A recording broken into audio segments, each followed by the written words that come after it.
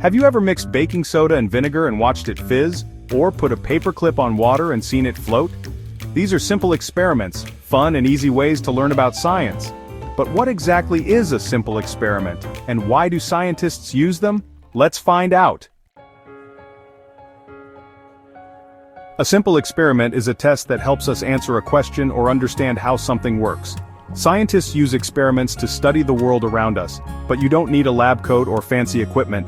Many simple experiments can be done with everyday materials at home or in the classroom. Every experiment follows a process. Ask a question. What do you want to learn? Like, what happens when I mix salt with water? Make a prediction. What do you think will happen? This is called a hypothesis. Test it out. Do the experiment and observe what happens. Record and learn. What did you see? Did your results match your prediction? Simple experiments help us explore big ideas in science like gravity, energy, and chemical reactions. They teach us to observe, think, and discover, just like real scientists.